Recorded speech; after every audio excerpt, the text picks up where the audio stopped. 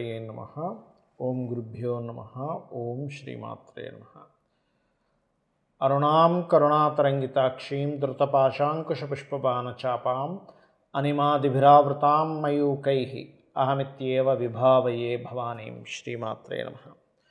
ప్రేక్షకులకి ఆ లలితాంబిక అమ్మవారి యొక్క అనుగ్రహం పరిపూర్ణంగా కలగాలని మనస్ఫూర్తిగా కోరుకుంటూ మనం ఈరోజు కుజగ్రహం యొక్క మార్పు సెప్టెంబర్ 13వ తేదీ నుంచి అక్టోబర్ 28వ తేదీ వరకు ఉంటుంది. సెప్టెంబర్ 13 నైట్ 9:20 ప్రాంతంలో కన్యారాశి నుంచి కుజుడు తులారాశిలోకి మారుతున్నాడు. అదేవిధంగా 28వ తేదీ అక్టోబర్ వరకు ఉంటాడు. మరి కుజుడు ఇక్కడ ఉన్నందుకు మిగతా గ్రహాల యొక్క స్థితిని, కుజుడు మార్పు వల్ల కలిగేటువంటి లాభాలు ఏమిటి, అలాగే ఎటువంటి విషయాల పట్ల ఖచ్చితమైనటువంటి జాగ్రత్త తీసుకోవాలి అనేటువంటి అంశాలు చెప్తుంది. నేనైనప్పటికీ కూడా చెప్పిస్తుంది సాక్షాత్ లలిత అమ్మవారిగా భావిస్తూ ఒక్కొక్క లగ్నం గురించి తెలుసుకుందాం. లగ్నం తెలియని వారు రాశి ఖచ్చితంగా చూసుకోవచ్చు, దానికి ఏం అభ్యంతరం లేదు. వృషభం వారికి కనుక చూసుకున్నట్లయితే వృషభం వారికి కుజుడు 6లో సంచరిస్తున్నాడు.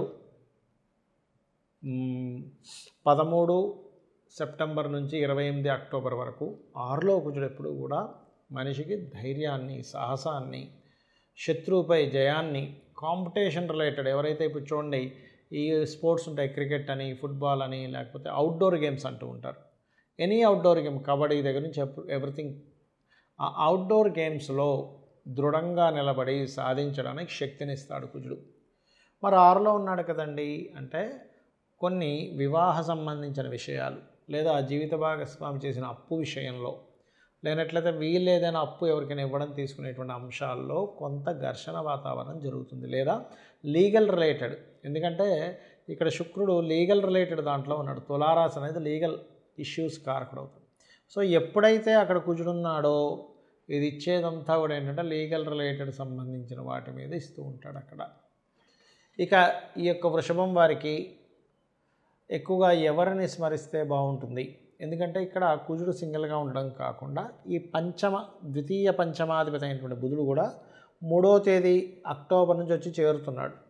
దీనివల్ల ఏంటంటే కొంత సంతానంతో 3వ తేదీ నుంచి కొంచెం సంతానంతో చిన్న చిన్న డిస్టర్బెన్సెస్ రావడము.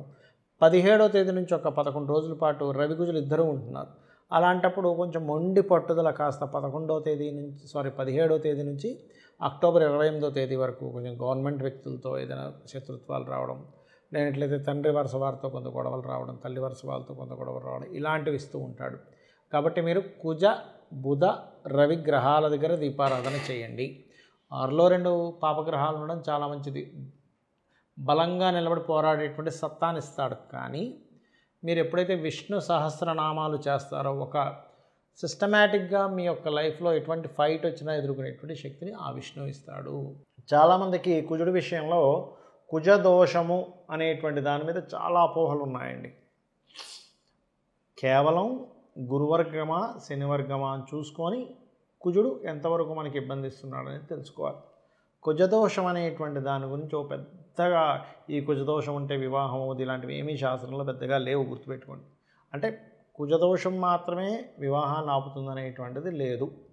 సప్తమ స్థానము అంటారు, అంటే 7వ భావం లగ్నం నుంచి 7వ స్థానాధిపతి ఎలా ఉన్నాడు, వివాహం తర్వాత 12వ స్థానాధిపతి పరిస్థితి ఏమిటి అని చూసుకోవాలి. అది ముఖ్యంగా వివాహం తర్వాత రూల్ చేసేది 12. వివాహానికి ముందు ఎలాంటి వ్యక్తి వస్తాడని చెప్పేది సప్తమ స్థానం. ఇప్పుడు వివాహం అవ్వట్లేదంటే కుజదోషం ఉందండి.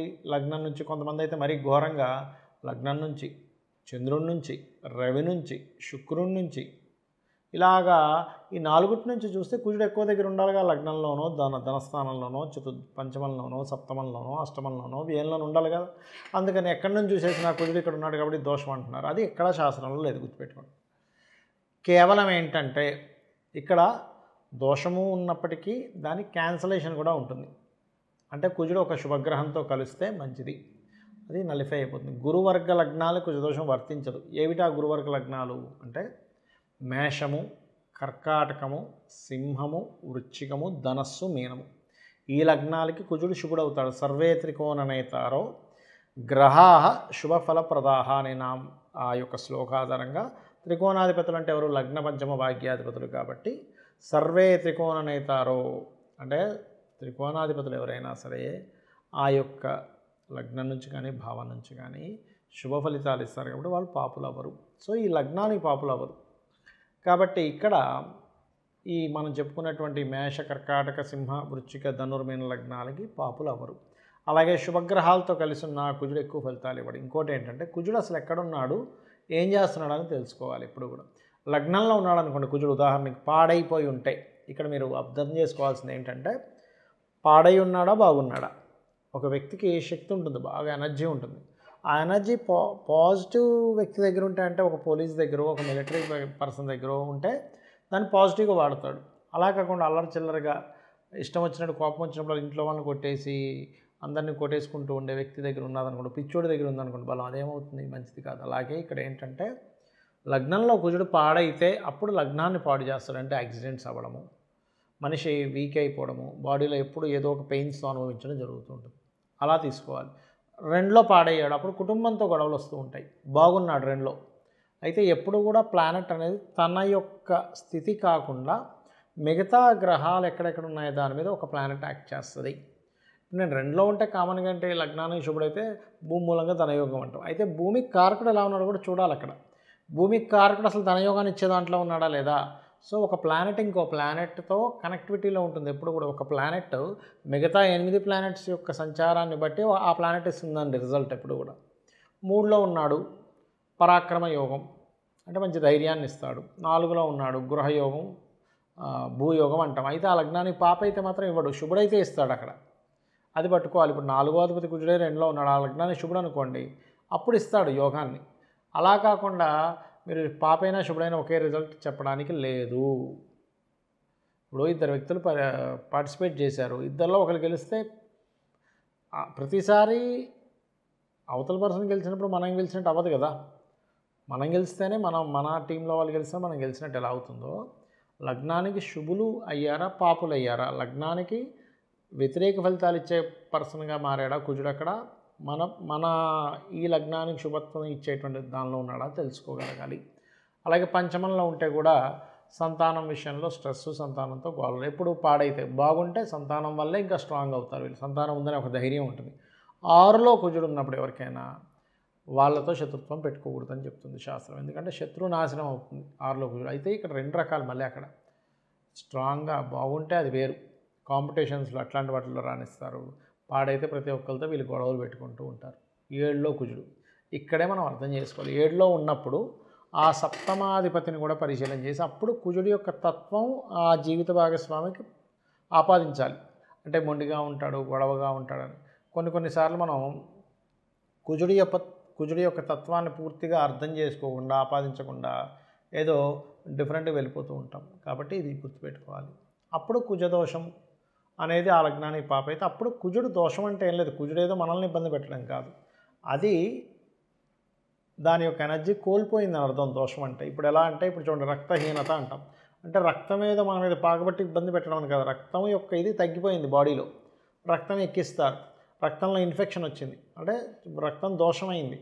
అంటే మీ జన్మజాతకంలో కుజ సంబంధించిన పూర్వజన్మల్లో ఏవైతే మనం తెలుసుకోకుండా పాపాలు ఏవో చేసాం, భూమి ఎవరితో భూమి లాక్కోవడం, అన్నదమ్ములతో గొడవలు పెట్టుకోవడం చేసినప్పుడు ఈ కుజ దోషం ఏర్పడుతుంది.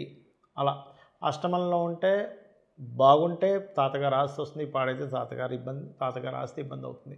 9లో ఉంటే మనకి మంచి స్ట్రిక్ట్గా ఉండేటువంటి తండ్రి ఉంటాడు, పాడైతే తండ్రి ద్వారా ఇబ్బంది పడుతూ ఉంటారు, లాంగ్ జర్నీస్ ద్వారా ఇబ్బంది పడుతూ ఉంటారు. 10లో ఉంటే బాగున్నాడు అనుకోండి, 10లో ఎగ్జాల్టెడ్ ప్లేస్ కుజుడికి. ఉదాహరణకి మేషలగ్నం ఉంది, మేషలగ్నానికి దశమంలో మకరంలో కుజుడు ఉచ్చ. అలాంటప్పుడు ఏమవుతుంది, ప్రతి ఆఫీస్లో అతను లీడర్గా ఉంటాడు, పాడైతే అక్కడ నీచం పొందింది. తులాలగ్నానికి దశమంలో కుజుడు నీచంలో ఉన్నాడు, నీచభంగ రాజ్యం కూడా జరగలేదు, ఎప్పుడు ఏ ఆఫీస్కి వెళ్ళినా గొడవలు అవుతూ ఉంటాయి. 11లో ఉంటే వ్యాపారాల్లో భూ సంబంధించిన వ్యాపారాలు లాభం, పాడైతే భూ సంబంధించిన వ్యాపారాల ద్వారానే నష్టం. 12లో కనుక ఉన్నట్లయితే విపరీతమైన ఖర్చులు, కానీ బాగుంటే హోమాలకి, యజ్ఞాలకి లాంటి ధార్మికమైన విషయాలు ఖర్చు పెడతాడు. ఈ రకంగా చూసుకోవాలి. అదే కాకుండా మీ జన్మజాతకంలో పర్టికులర్ అసలు ఏ దశ నడుస్తుంది, కుజుడు పాడయ్యాడంటే కుజుడు పాడైపోయిన దశ నడుస్తుందా లేదా, బాగున్నా అంటే బాగున్న దశ నడుస్తుందా లేదా అనేటువంటిది క్లీన్గా అబ్జర్వ్ చేసుకొని మీరు తెలుసుకోవాలి. శ్రీమాత్రే నమః.